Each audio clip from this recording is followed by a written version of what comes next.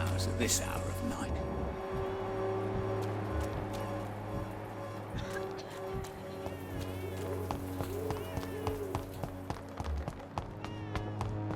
Joe, please, I don't have your money. Come on, Barrett, you know the game. You pay for peace of mind.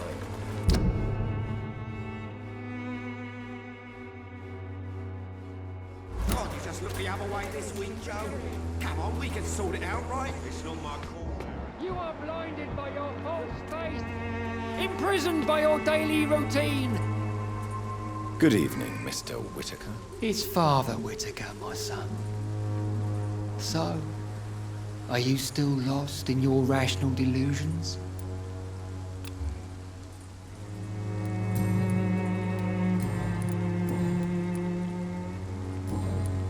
I have heard enough for tonight. Goodbye.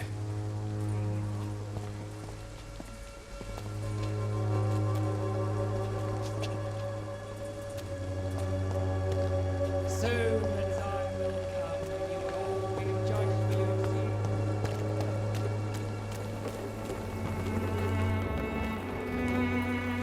Don't be shy, handsome. What can Christina do for you? I'm not looking for what you're selling, but I'd like to ask you a few questions, if I may. I'm a doctor, Dr. Reed. All right then, but be quick, though I usually get paid when I open my mouth.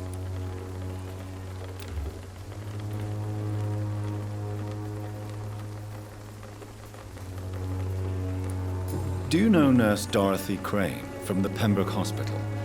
Anything you can tell me about her would be helpful. I don't know her, but I know her name is Dorothea Crăciunescu. She came from Romania like me and many others. You seem to respect her. Dorothea helps the sick people of Whitechapel. Everyone should respect that. Christina, have you been examined? The epidemic is spreading fast in London, and you could be exposed. Or expose others. I don't like doctors or hospitals, but I don't like you asking questions. Considering your line of work, I assure you it is only a matter of time before you have health issues. If it is going to happen, it will happen. Right now, I need money. That's what's important. You can put your own life in danger, that's your decision. But what about your clients? If you're contaminated, you will put them in danger too. And you think that would worry me? If you knew the men I deal with, their health would not be what you'd worry about.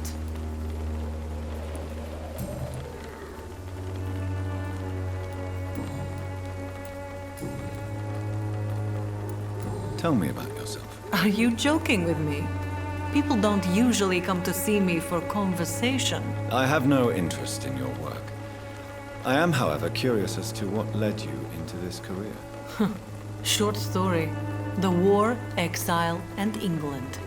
This country is not especially welcoming. I've been refused many jobs because of where I am from.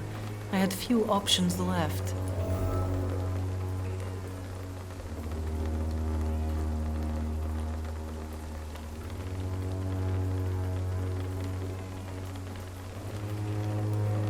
I always thought I was the master of my own fate.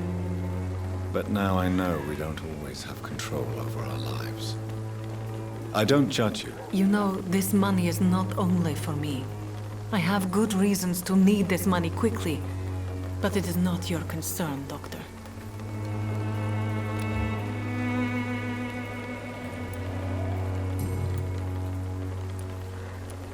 Goodbye, miss. Take care of yourself as best you can.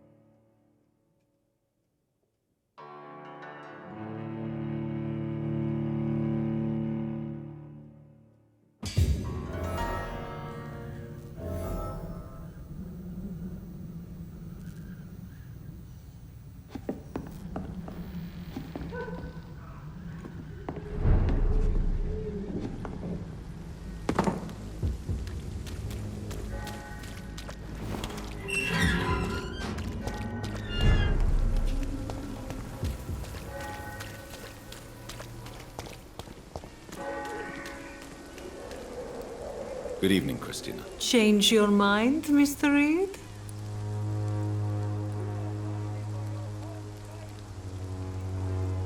Do you need any assistance, Miss Popper?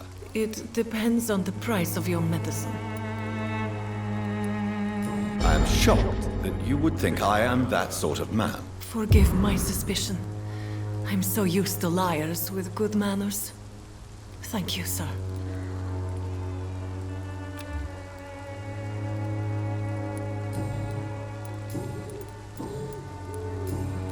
Goodbye, miss. Take care of yourself as best you can.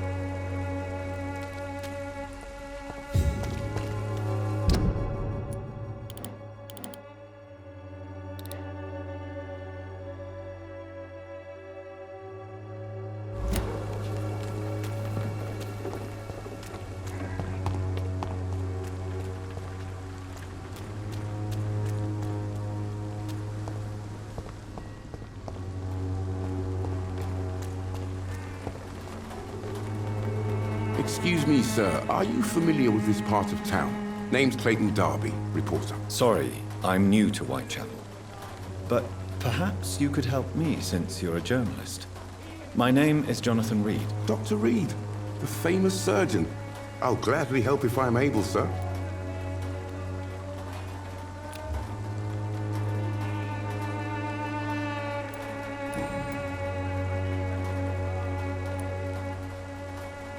What is a journalist doing in this borough after sunset? He goes where none of his colleagues would dare to go, to inform the country. So you risk your life to reveal the truth. I saw many reporters do the same during the war. Whitechapel is the crucible of so many untold stories and tragedies. I want people to know them. That's quite honorable of you. But is the public interested? Not at all, sir. And that's why I'm an independent journalist, hoping to sell some stories. Why are the newspapers keeping silent about the Spanish influenza? It's as though none of you care. There's a war going on. People shouldn't be demoralized by news of deadly diseases.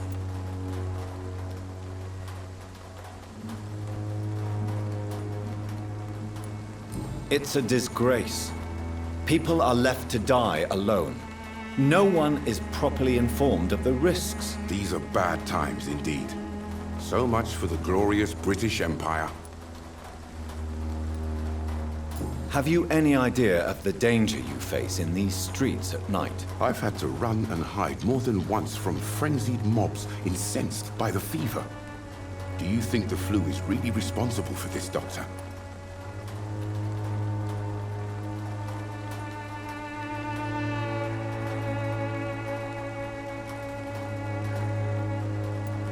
I must confess, some of my rational views have been shaken by recent events. I'll remember to stay away from the district's roughest streets then. Christina Popper claims she sells her body because she can't find any other work. Do you believe her? Of course I do.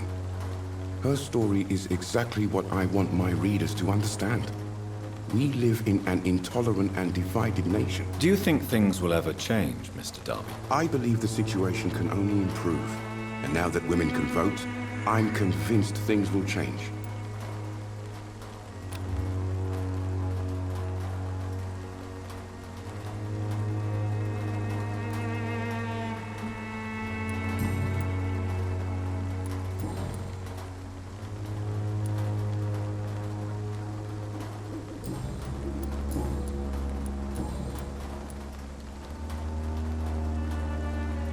I heard you're investigating an underground medical dispensary in Whitechapel. What do you know about it? Not much, I'm afraid. They are wary of strangers, and I'm not really an acquaintance of theirs. Why do you care?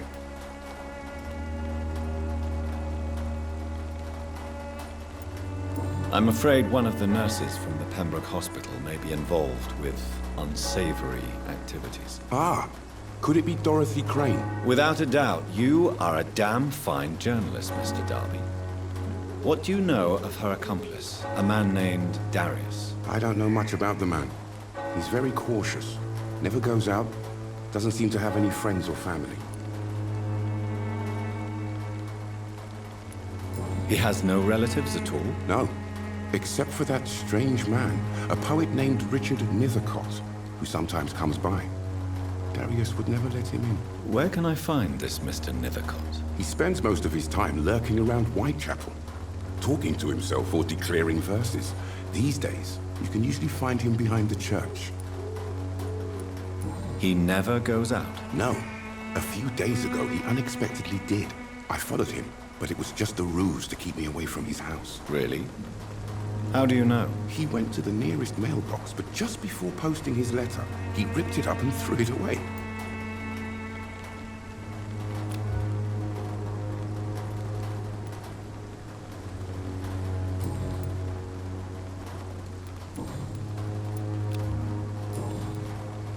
Goodbye, Mr. Darby. Farewell.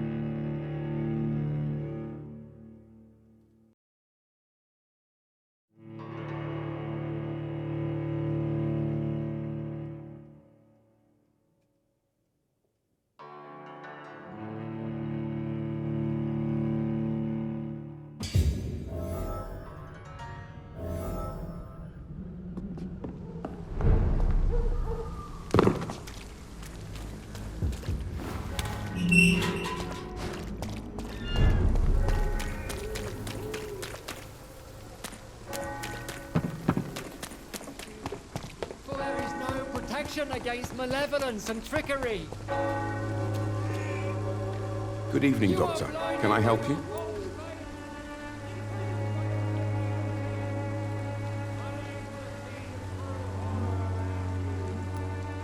Do you need assistance? That would be nice of you, Doctor. Who knows what I may have caught during my investigation. If you persist in investigating the most pox-ridden boroughs of London, you must accept the risks. Thank you, sir.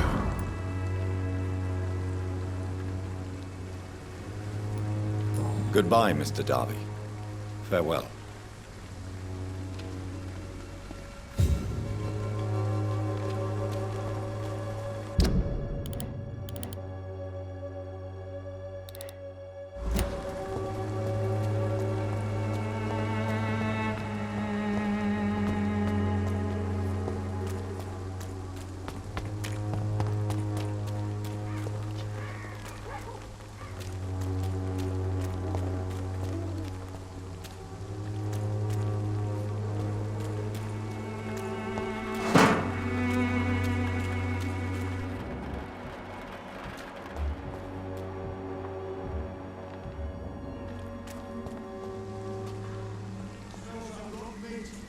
One Nero know it. Cross the lead, boys!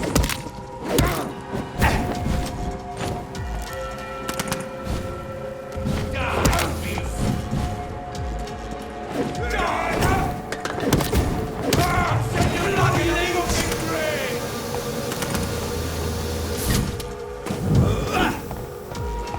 Get a taste of this! Want some of this? You're mine, Bernie! Oh, that's good and smart. All of you bloody leeches need killing. I'll send you to hell. What's this? Killing's all you deserve.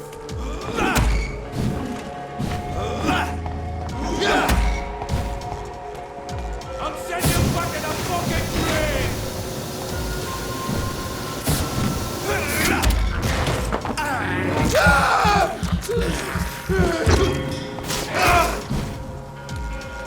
I hear leeches.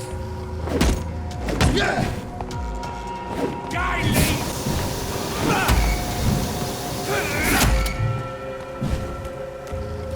Die, beast!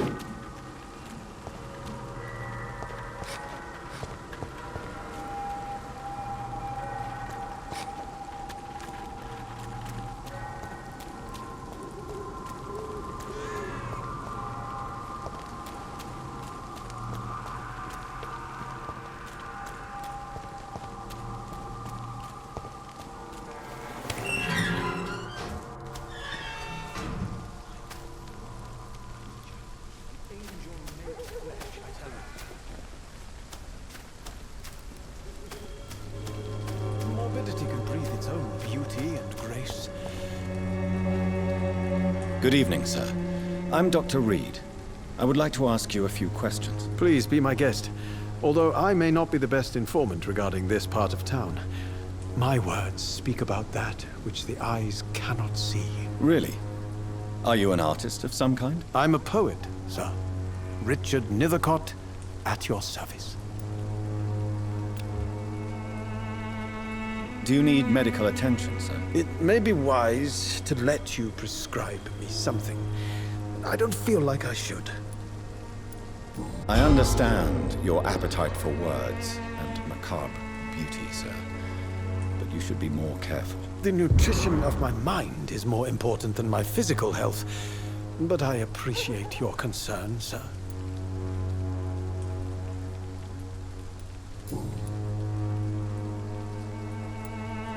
Are you aware that your life could be in danger in this part of town? But this is where I must be to feel the real beat of the city. I had to come, see it for myself, alone. I understand your need for solitude, but it's not safe around here. I don't care. I don't have many friends, Doctor, and my family despises me. If some misfortune came upon you, who would be here to help you? Well, you for a start, my dear Doctor.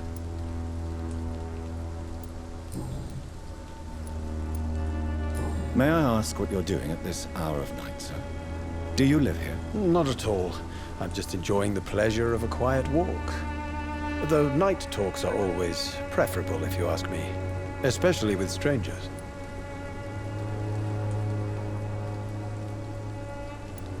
But are you not afraid of the epidemic? Oh, why should I? I see some equity in the Spanish flu. No flesh should be saved, say the scriptures. Good or evil, rich or poor, all are equal in the eyes of the flu. If you say so. But as a physician in a time of epidemic, I must caution you to avoid unnecessary exposure, sir. Thank you, Doctor. But we both know the seeker of truth has to go boldly where the weak dare not.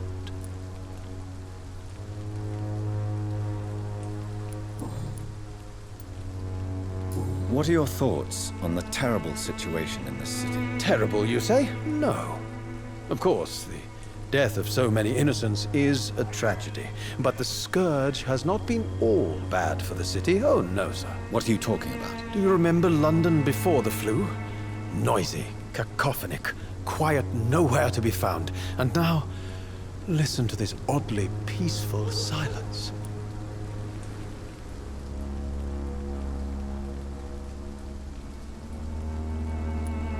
Peaceful? That's quite an unusual way to speak about the epidemic. And very inappropriate, I must say. Most people fail to understand my perspective. I don't blame them. But how could I call myself a poet if I veiled my feelings?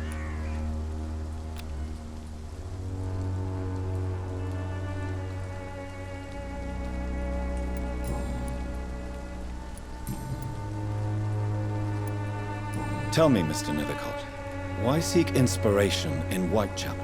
The place is not beautiful per se, but how to explain it? Stirring and challenging.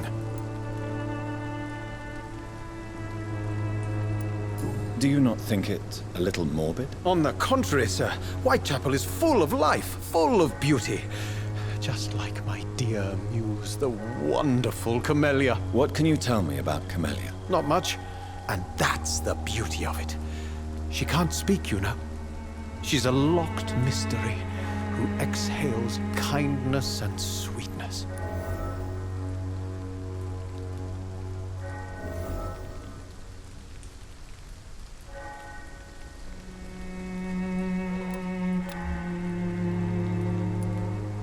Perhaps you're just afraid to find out the truth about your muse. One day, perhaps, I'll ask her to come with me. But will she still be my wild flower of Whitechapel if she moves uptown?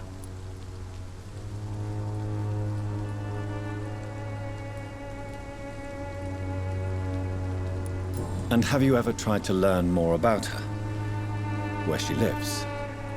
how she survives, whom she may know. Maybe I prefer she remains an enigma. Reality can be so dull, don't you think?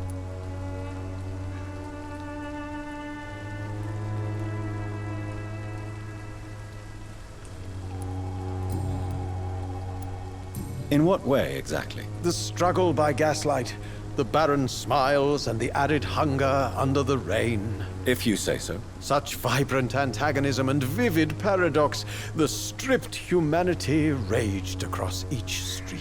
Vivid, of course, yes. And what about the poignant distress? Oh yes, the poignant distress. You see what I mean, don't you? That's what I want to write about, and that's what Whitechapel is made of.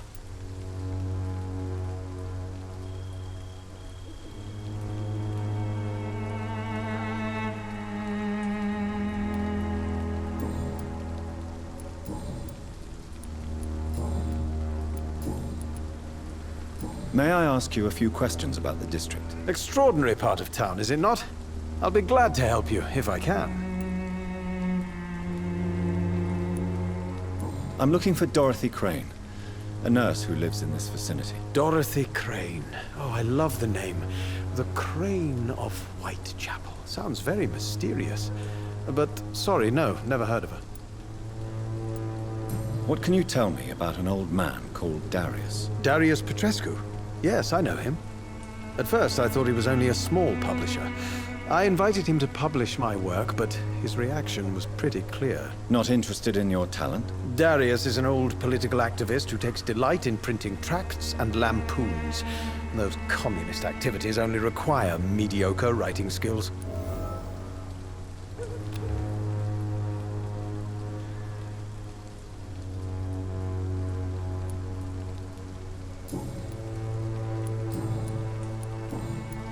I'll leave you alone, sir.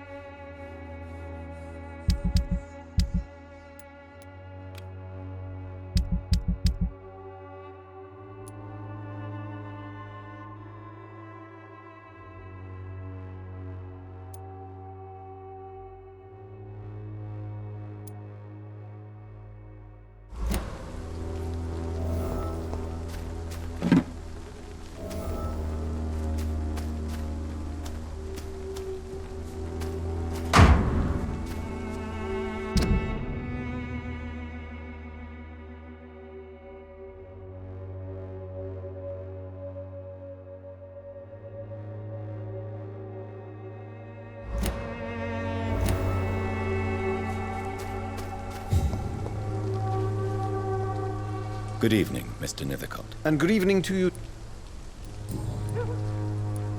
You don't really make a living from your scribblings, do you, Richard? No, sir, I don't. I work so hard.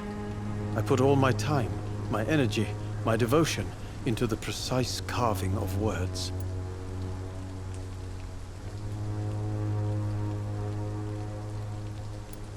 Still, you don't seem to suffer from poverty. With thanks to my parents, actually.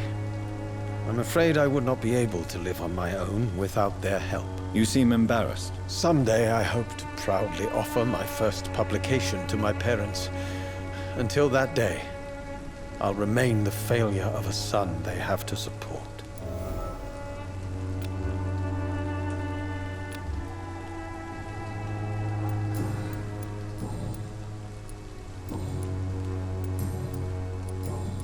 I'll leave you alone, sir.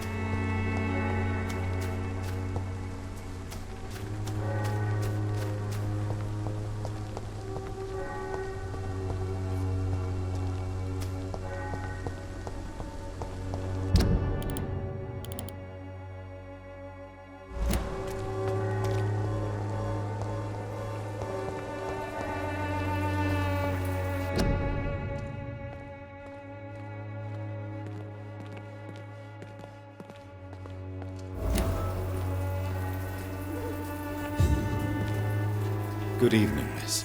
I'm Dr. Reed. I'd like to ask you a few questions. I know what you're thinking. A tall stranger who meets a girl in the street at night. It reeks of the penny dreadfuls.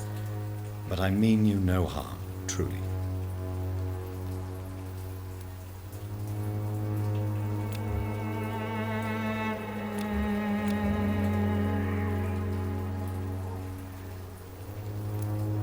I know you understand what I'm saying.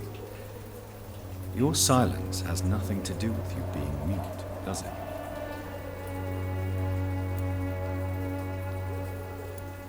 Tell me about Richard Nethercott. I understand he is quite fond of you, Camellia.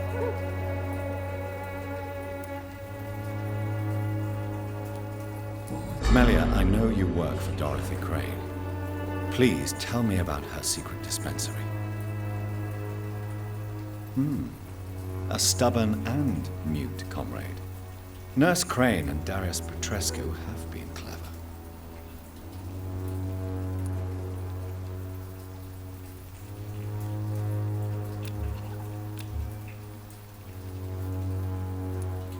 Very well. Goodbye then.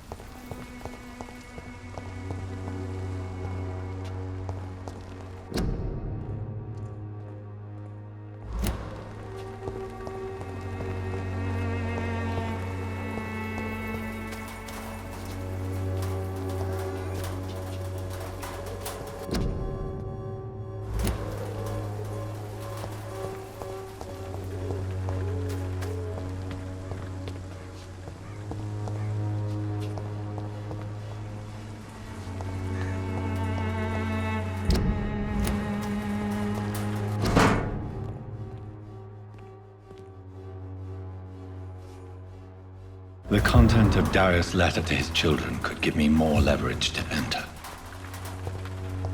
Darius is a bit less of a mystery now. It should not be that difficult to incite him to let me in.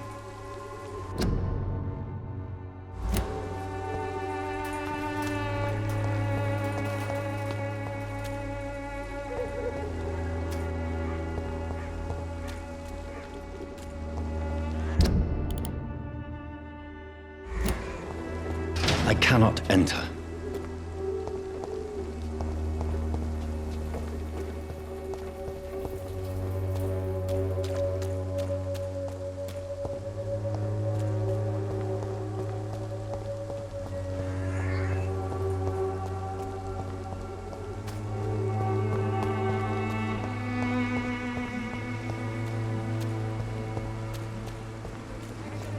Malevolence and trickery.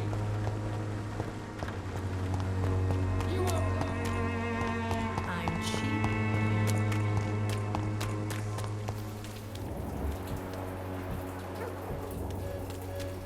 Pay me a glass and I'll be gentle. Pay me a bottle and I'll be nasty.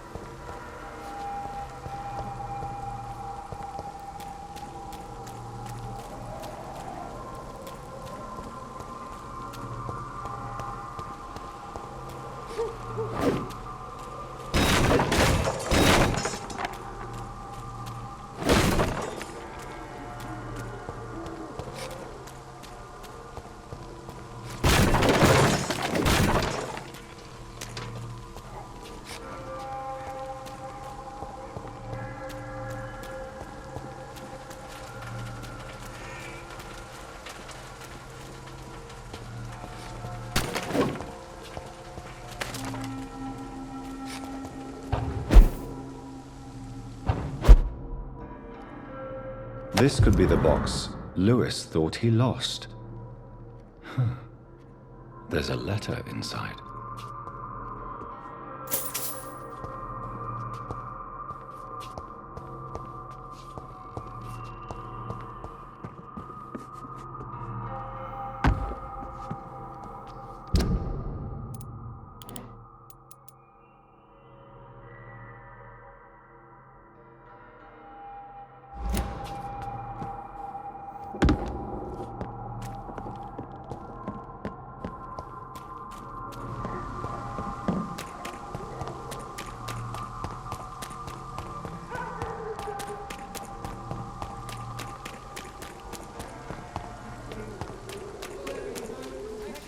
Please, I don't have your money. Come on, Barrett, you know the game. You pay for peace of mind. Can't you just... Fancy buying something, sir? You never lose your focus, do you?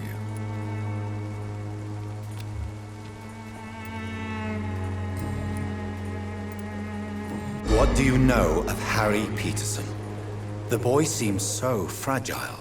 Not like his father at all. Harry's a good boy, but he spends most of his time complaining.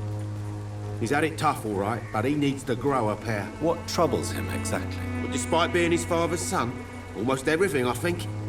He never wanted to come to Whitechapel in the first place. Hates this place more than most of us.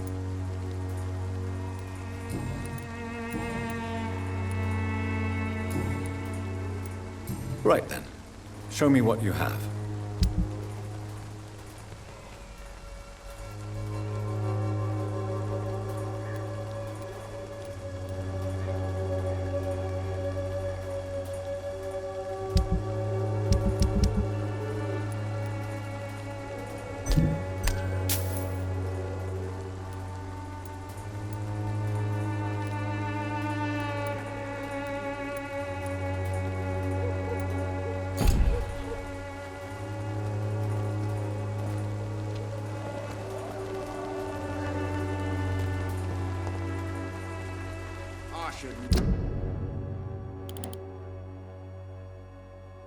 Never have taken up my father's business.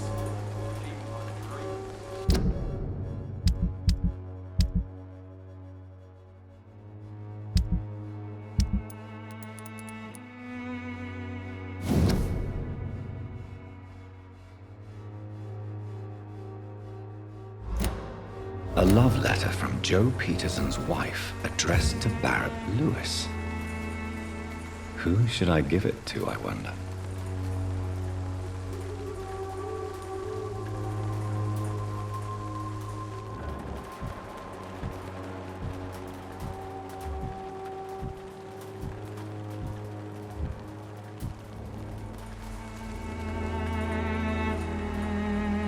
You again? What do you want this time? I think the documents in this box could be of some interest to you. Really? Where'd you get it? I found it in an abandoned building nearby. I thought you might want to keep these letters. Let me see. Letters about my boy. Thank you, sir. You do not appear surprised or pained by this. Surprised about what?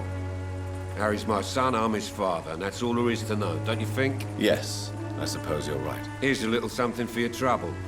And to remind you to keep your mouth shut about all this.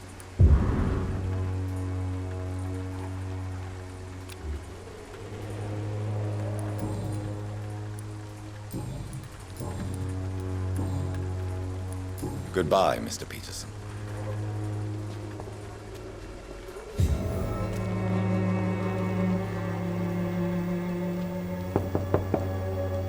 Good evening, Harry. May I come in? Sure. Sure.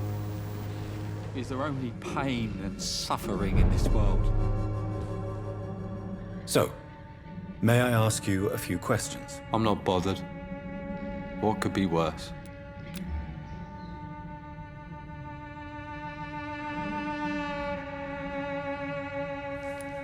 Goodbye, young man. Take care of yourself. Is there only pain and suffering in this world? I'll let you go.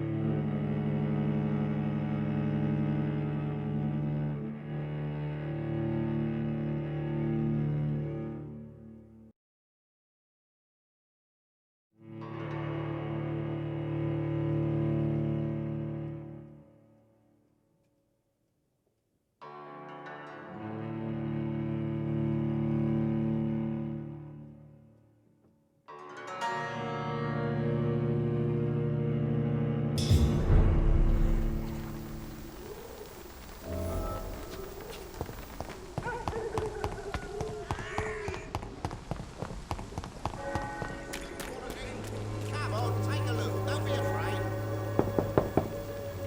Good evening, Harry. May I come in? Sure. Sure. Is there only pain and suffering in this world? So, I'm not bothered. do you need any medical help? Yes, I do. I feel so tired. I don't know if it's the epidemic, but everything seems so hard. You'll feel better with this. But you need to get a grip, young man. Medication alone won't cure melancholia. I'm not sure I'm happy with the idea of living long in a world like this. But I thank you for your concern, sir.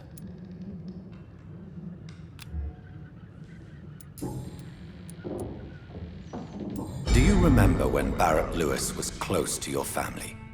To your mother? Not really. I was too young. But I remember it was a happier time. Mr. Lewis was funny. He often had dinner with us. How was he towards you? He was nice, I guess. He never forgot my birthday. He always offered me books. I liked books. Why are you sad then? Because it hurts to remember a time when my father used to laugh and smile. It hurts to realise he's as sad as me now.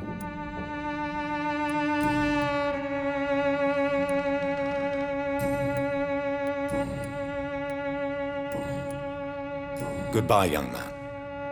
Take care of yourself. Even my dreams are soaked with gloom.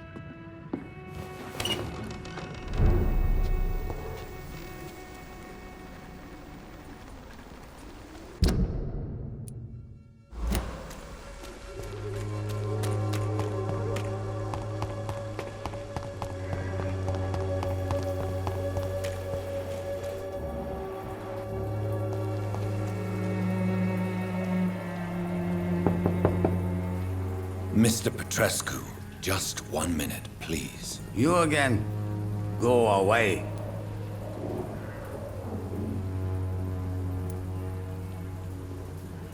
Sir, wait. Stop this nonsense. I know Nurse Crane is here. Shall we speak man to man, you and I? All right. Speak up. Don't you see we're on the same side?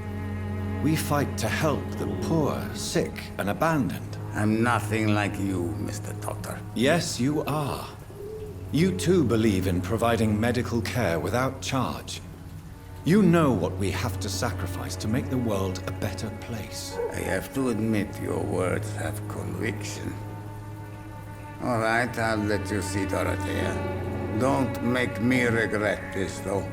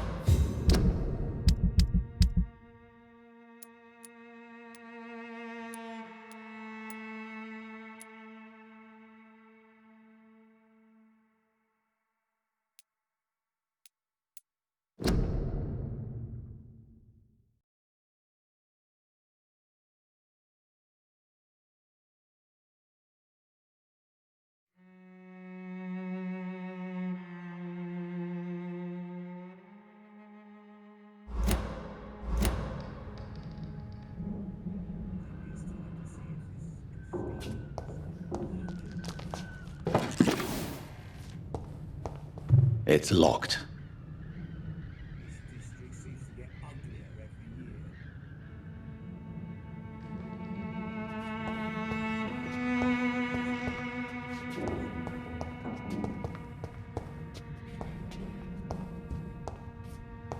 lot of people are talking about this Colossus.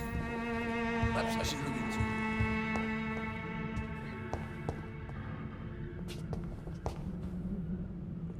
If you want to talk to Dorothea, you must go across the courtyard and take the stairs. We've not been formally introduced.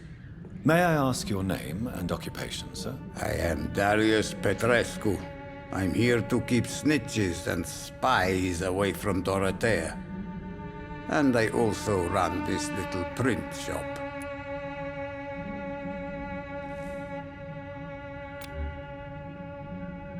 Do you need some help, Mr. Petrescu? I am very tired, but that is all. I don't need you, Doctor. Well, I think you do. Take this, and you'll feel better. Free drugs from an English doctor? It must be my lucky day.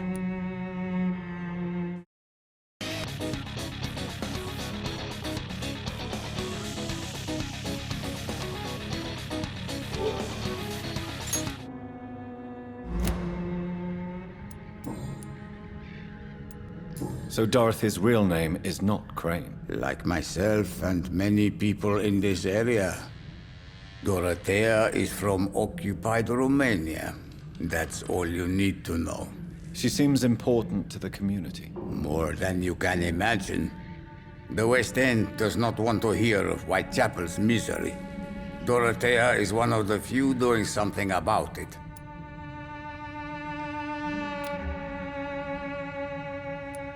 Tell me everything you know about Camellia, the mute florist. I do not believe in the afterlife, Doctor, but I'm almost convinced Camellia is an angel.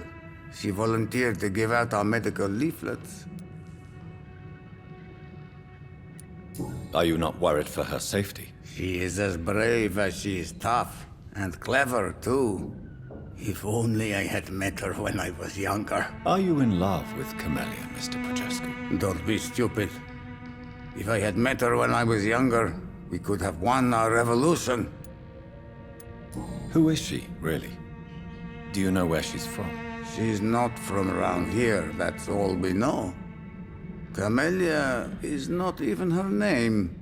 It's her favorite flower. You say she has no close family? Well, there's that awful poet who constantly follows her around like a lost puppy. A good man for sure, but a very poor writer.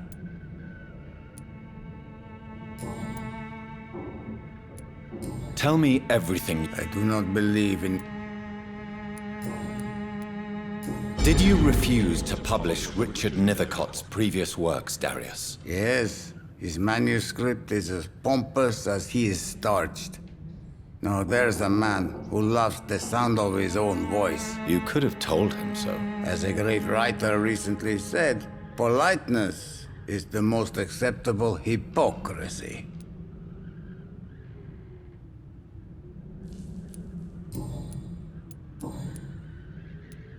Do you have any family left, Mr. Petrescu? Children or grandchildren? Who knows? I have abandoned my people for so long, they might as well be dead. As dead as I am for them, I suppose. Don't be embarrassed, sir. If you must know, my own father disappeared many years ago, and I forgave him. It's quite awkward to talk about our families like this, but... Thank you, Dr. Reed. I appreciate your trust. This war won't last forever. Did you ever think of returning to your country now it's free? No. I have taught strength and determination to my sons and daughters. I'm an old, dying man who only has memories of better times to cherish. How did you meet Nurse Crane, Darius? Why does she trust you? I'm her oldest friend in England. Dorothea and I share many ideas about this country and about the country we left. You mean occupied Romania, don't you? Even if not directly, I fought against your enemies. Really? Then perhaps you have more in common with Dorothea than meets the eye, Dr. Reed.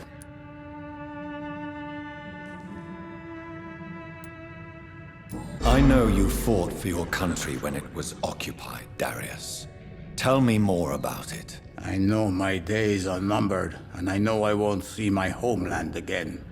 But I fought for Romania all my life, and I will until my last breath. But Romania escaped the grasp of the Austro-Hungarian Empire. It's a free country again. But it's not the country I fought for. My homeland is not appeased, Doctor. And I still see a dark future ahead for my people.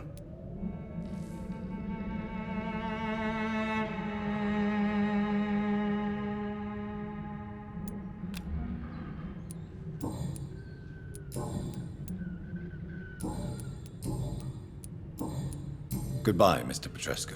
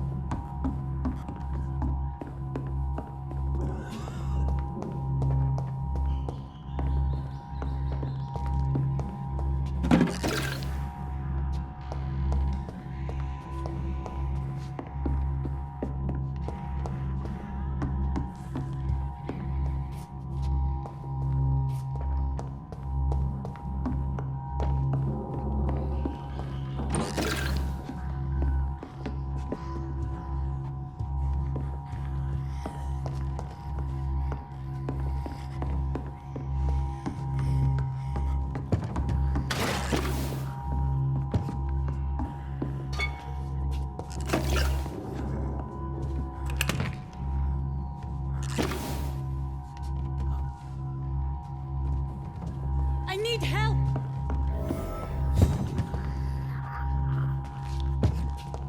He's going into convulsions, Doctor!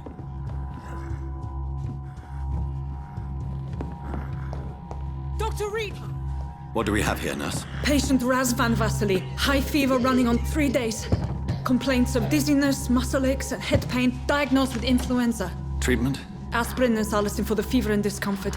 Liquids for dehydration, but he's having trouble keeping even water down. Thank you, nurse. Anything else I should know? He did lose consciousness this morning, but he's never had convulsions like these.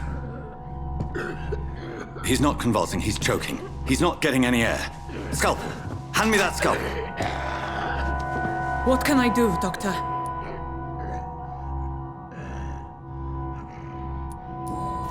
It's too dangerous to operate with these convulsions. Sedative, nurse. Do we have any anesthetics? I'm sorry, Doctor. None at all.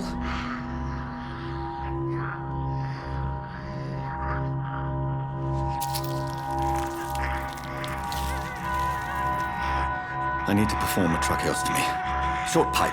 That rubber tube will do. We're going to cut a passage for air through the neck. Yes, Doctor. He's breathing again, but he's coughing up blood. Internal hemorrhaging. I need to make another incision into the chest cavity to drain the fluids from the lung. Prepare another tube. A thoracostomy? Doctor, we've nothing to fight the infection. We need an aseptic environment.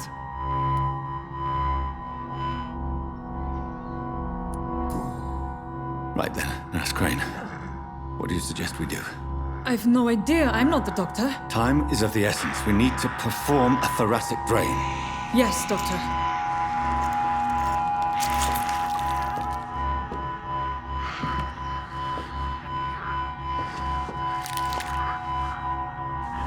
He's still bleeding, Doctor. I'm losing his pulse. The drain must have punctured the intercostal artery. There's too much blood. Are you all right, Doctor? I can't see.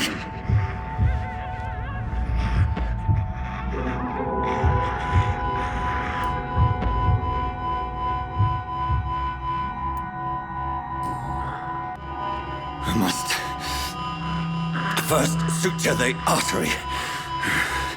Find the wound. The source of the blood. Needle and thread, Doctor. Good. The stitches are holding. How's he doing? We're losing him.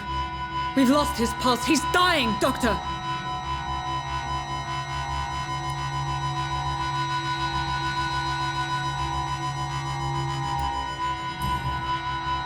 Cardiac massage, now. Cardiac... What? Are you making this up as you go along?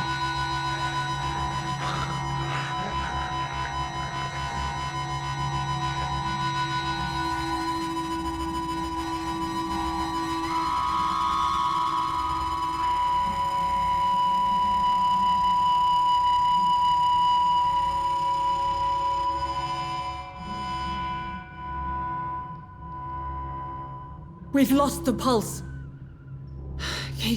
He's gone, Doctor. Nurse, we did everything we could. Truly? Everything you could? Is that how you'll report this in your log?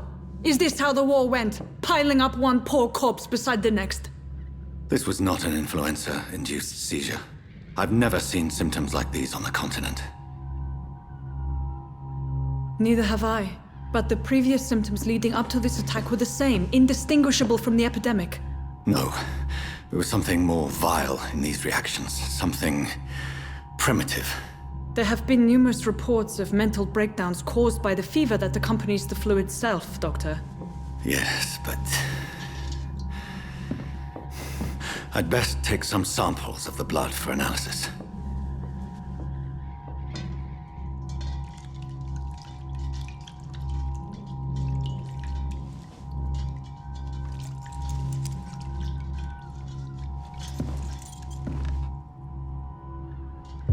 I doubt you're here to test my bedside manners.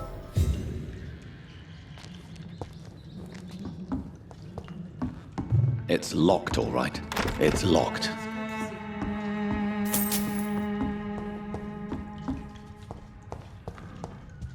This is an unfitting place for the illustrious Dr. Reed. You shouldn't be here.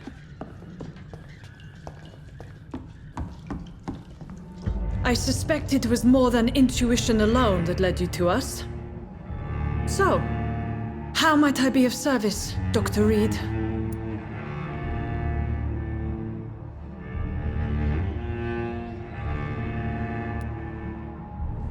I've come to put an end to this insufferable blackmailing, Dorothy. Doctor, you think your warnings scare me?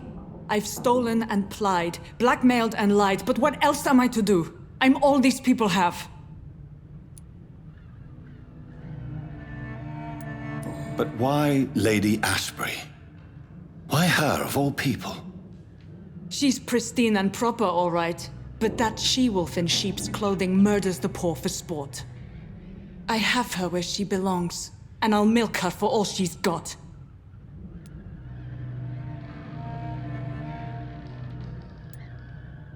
Dr. Swansea is a sensible and honest man. He wouldn't have refused your friend's care at Pembroke. It's easy for you to say, Doctor. These people cannot go to the police, nor to the hospital. They don't even speak English. They depend on me for everything. So, the end justifies the means. Is that your defense? I know you're kind, Doctor. Just another fine-heeled, silver-spooned gentleman who was given the world on a platter. You know nothing of poverty. Nothing of the shame, the hunger, the loneliness.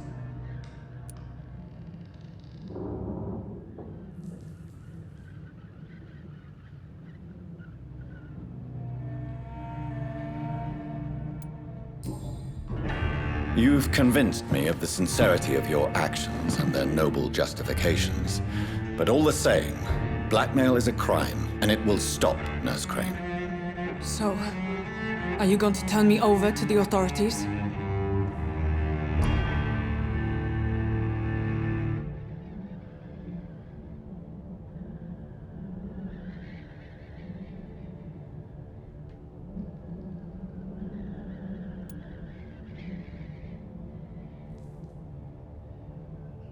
Listen very carefully, Dorothy. You will erase from your memory everything you pretend to know about Lady Ashbury and Pembroke Hospital. Let that rich bitch off the hook over my dead Nurse body. Crane, enough. Listen as if your life depended on every word. I know you've a generous heart who gives freely to those in need, but you shall walk away from the shadier streets of your business. I will never abandon... Dorothy, the discussion has come to a close. Your clandestine activities in the Resistance are over. Let it go. I'll let it go. Yes. All gone.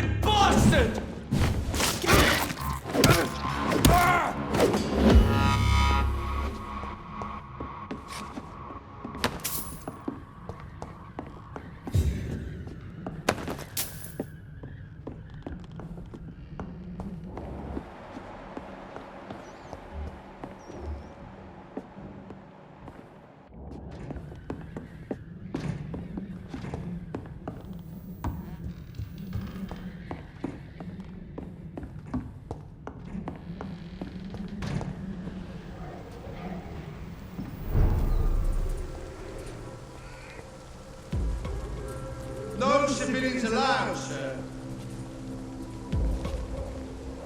Stay away! Don't come closer, sir. It's mine!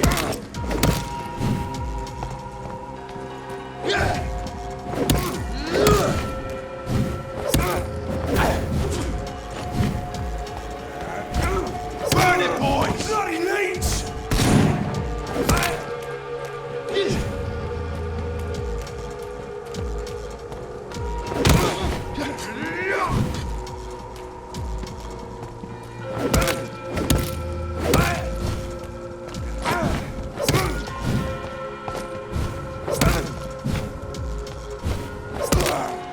Fuck, he's dead!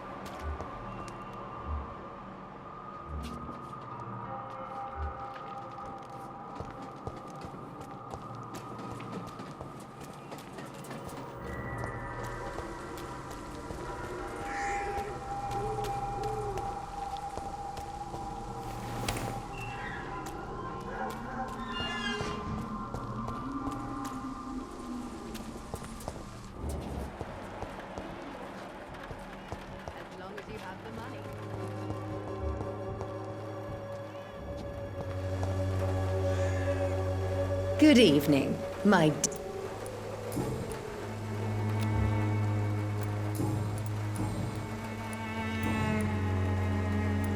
I'd like to see what...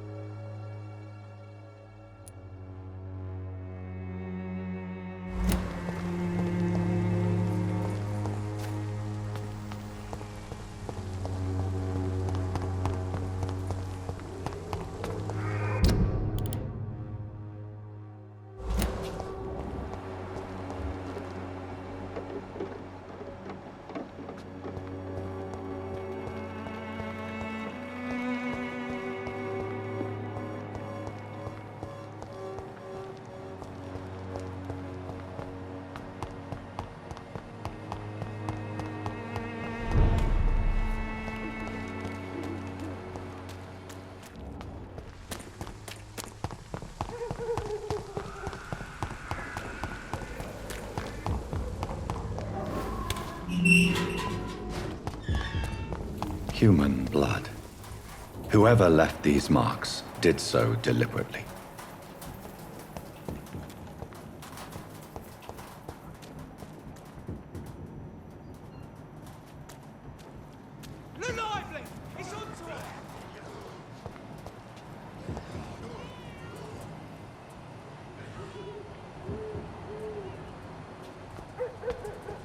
Kill it, boy! Get back in the grave!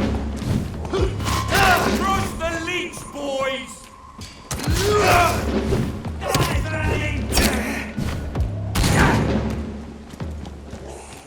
Burn, damn it!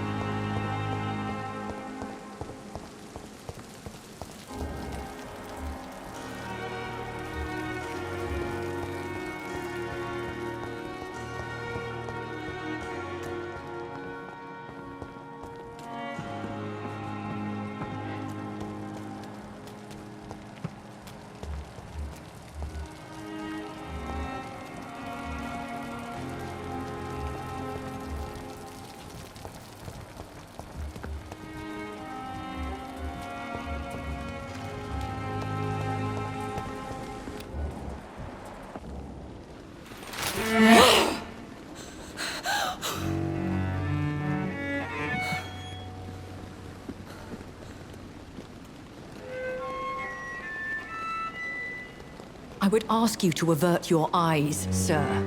Or did you not know it was rude to stare? I knew it. Speak up, Dr. Reed. I like a man who speaks his mind.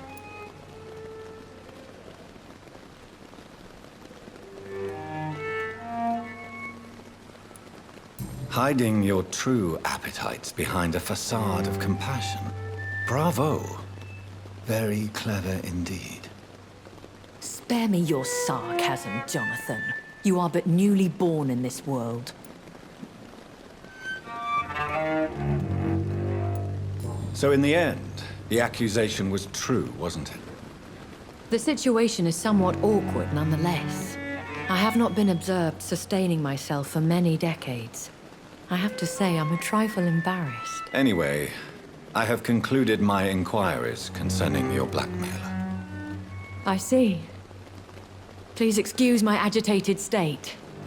Under normal circumstances, I wouldn't let anyone see me in this condition. The case is closed, your ladyship. The person who took advantage of you has, shall we say, seen the error of her ways. So who was it? My lady, the blackmailer was dealt with using the utmost discretion.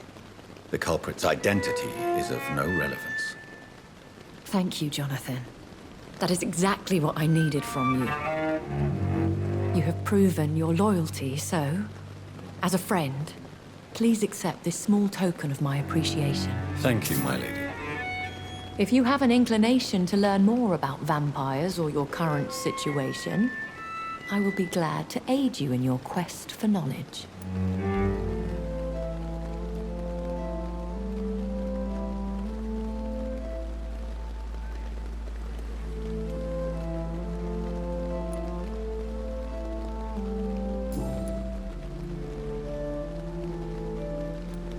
A vampire? Is that what I am? What we are? Such a crude word, defined by penny dreadfuls and drunken hacks. No. You are now an Ekon, and that you shall remain.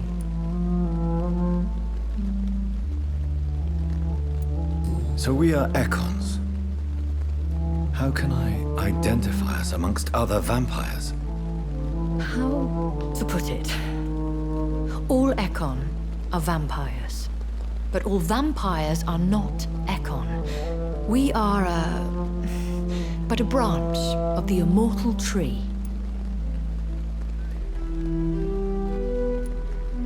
Are you an Ekon too? Yes, I am. We are the closest thing to what man refers to as vampires. Forget what you think you know about us. I've been hearing a voice talking in my head. Is this some kind of insanity? It feels like the voice of the vampire that created me. Hush. Tell no one this. It would be unwise to talk of such things amongst British immortals. Speak no more of your maker. How could this cause offense? Only the powerful immortals can mentally call to their progeny. No vampire or hunter will sleep easy, knowing that an unidentified elder is stalking the streets of London. Excuse my forwardness, but are you my maker? Me? Goodness, no. Only a foolish immortal would create a progeny without taking precaution, and I'm no fool.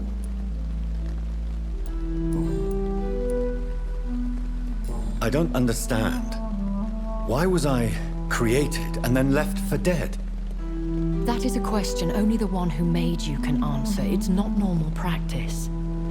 I doubt even if you find him, he will answer you, considering how cruelly he treated you. So me being a vampire could have been a mistake. I very much doubt it, Jonathan. Contrary to the legends, it is not as simple to make another vampire by just biting someone.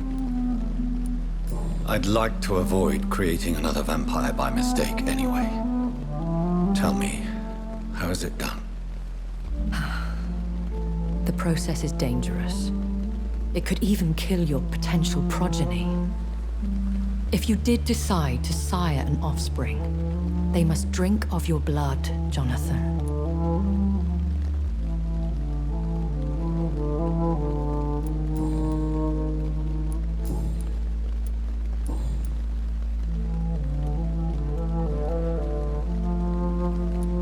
I know this is beyond the pale, but may I inquire your age? Really? And I thought you were gentlemen. If you must know, I'm 27. I've been 27 for a long time now, and 27 I shall remain.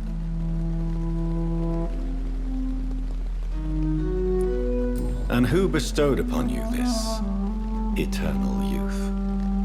My maker. He left this isle a long time ago. Very well. But I believe there is more to this than you are saying.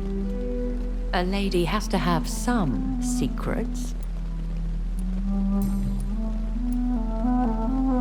Why does Dr. Swansea allow you to feed on the patients of the hospital? Dr. Swansea is a good and compassionate man. He is trying to find a solution for our hunger. Until that happens, he is clever enough to understand that I only feed upon the dying. What do you know about this Brotherhood of St. Paul's Stole? The Brotherhood is well known amongst London vampire society. As long as our kind is discreet, and as long as they do not interfere, we have come to a mutual understanding. And no one suspected you of the murders? As you well know, suspicion has recently fallen on me of killing for pleasure. But you have my word, Jonathan. I take no pleasure in taking a life.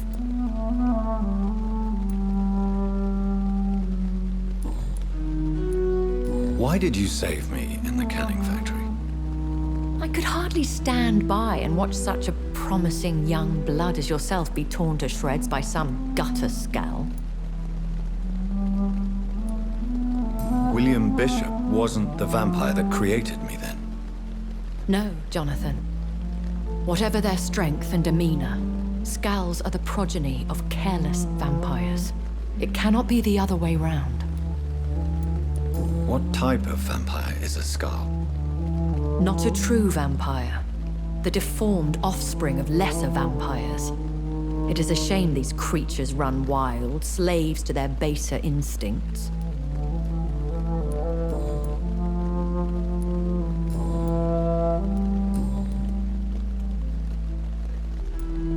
I've been away from London and England for 3 years. This isn't the city I remember. Things have gone from bad to worse here, Jonathan. I've lived in this city for a long time, and I've never seen it like this. The Spanish flu has hit London that bad? Yes, but it's not just that. I've heard things.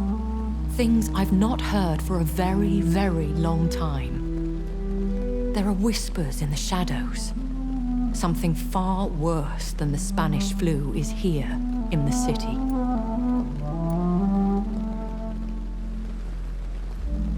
What is it you fear? Fear has long since flown this form. But there is something malevolent circling us. I feel fear is merely waiting in the wings.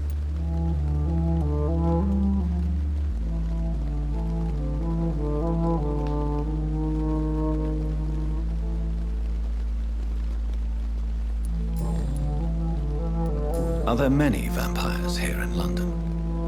Immortals are of a rare breed, and we often tend to hide.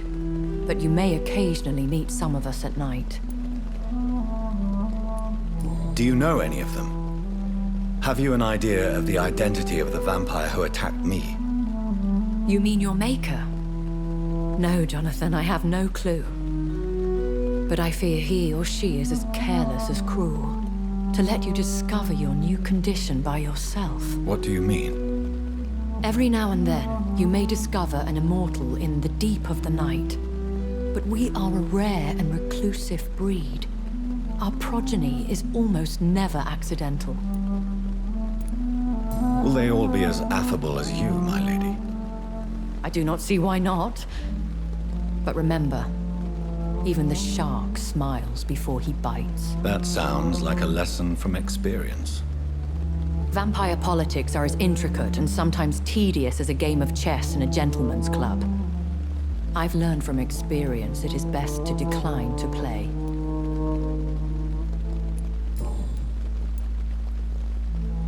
When I awoke, changed, I was chased and attacked by vampire hunters. Prepared and well-trained. Though I can't be certain, more than likely it was the once glorious Guard of Priwen. Once glorious, but still dangerous. They have seen better days, but all fanatics are dangerous. You would be wise to stay clear. They are sworn to destroy our kind. You make them sound like some sort of cult. More a society, and like all the best ones, a secret society. I thought them almost gone, but it seemed they have been recruiting.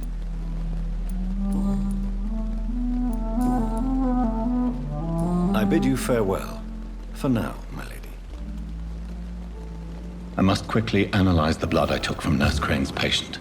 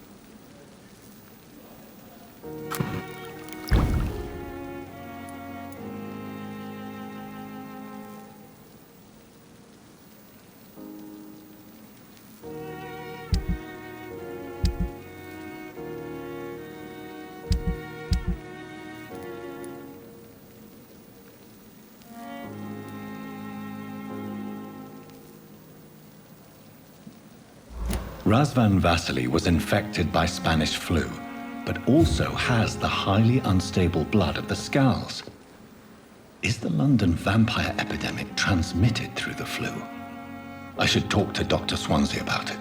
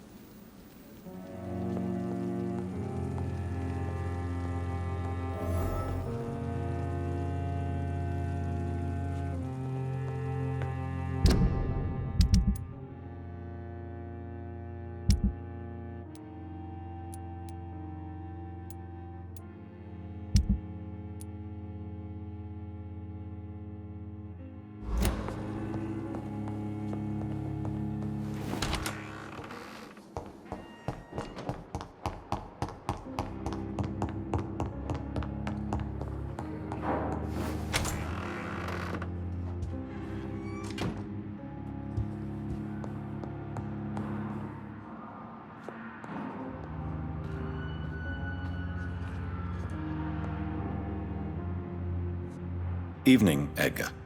Could I get your professional opinion? Please speak. But I have something important to tell you. This strain of flu, it's very different from the one I saw in Europe. It's downright peculiar. Really? What makes you say that?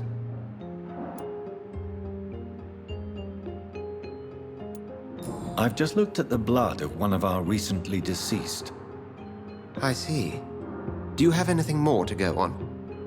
This disease spreads and looks like the Spanish flu, but its effects differ greatly. The London strain is different from the continental one. This is very interesting. Did you find something else?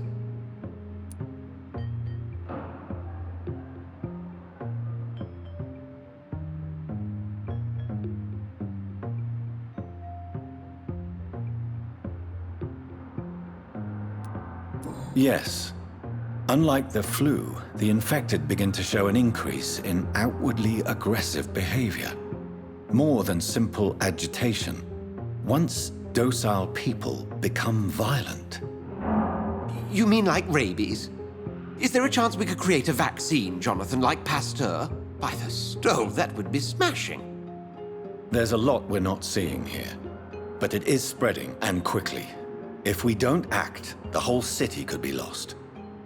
But Jonathan, we've a fantastic opportunity sitting right here in front of us. A weapon of choice. What on earth do you mean? Why, you, my dear boy.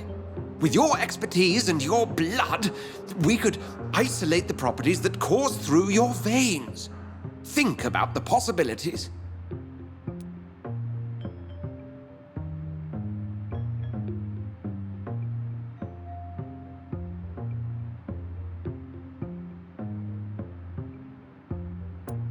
But the risk of infection using vampire blood could compound the situation. I know, but your blood now carries remarkable regenerative properties. With our minds and your blood, there's nothing we couldn't cure. We'll discuss this more later. Thank you for your time. No, thank you, Jonathan.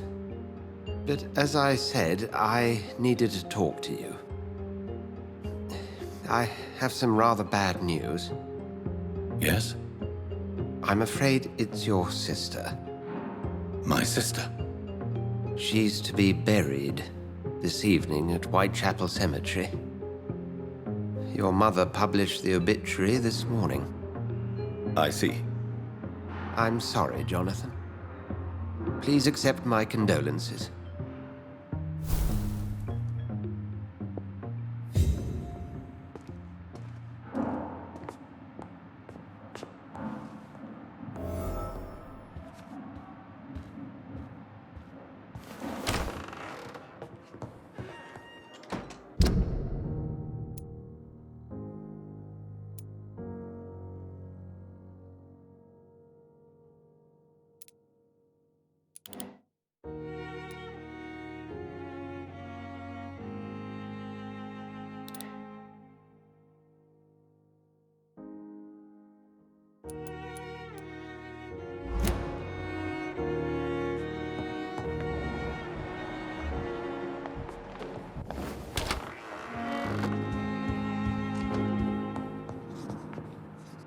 I need to talk to you, Edgar. Please do so.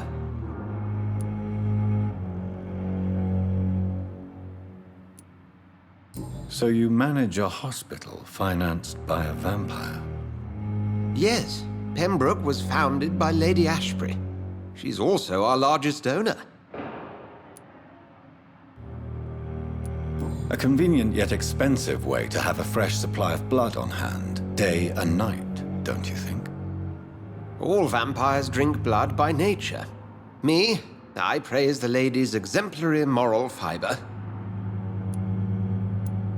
If I may inquire, how did you meet her?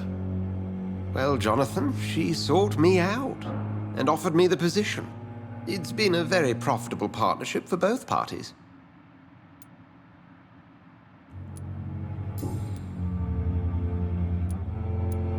Do you know anything about the vampire hunters in the East End? Without a doubt, it's the Guard of Prewen. Zealots to the last man. Where do they come from? Once they shared the Brotherhood's ideology on non-intervention, but they concluded vampires were a scourge. They're definitely well organized and equipped. They're extremely dangerous and not to be trifled with. To them, you're a feral beast, and I, your accomplice. Nurse Crane will not be returning to Pembroke Hospital. Oh, really? Did something happen? She seems such a very capable woman.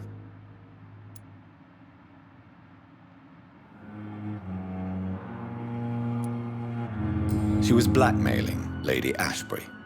Thought she was murdering patients as some sick upper-class game. Nurse Crane was playing a dangerous game. She's lucky Lady Ashbury abhors violence. We'll talk later.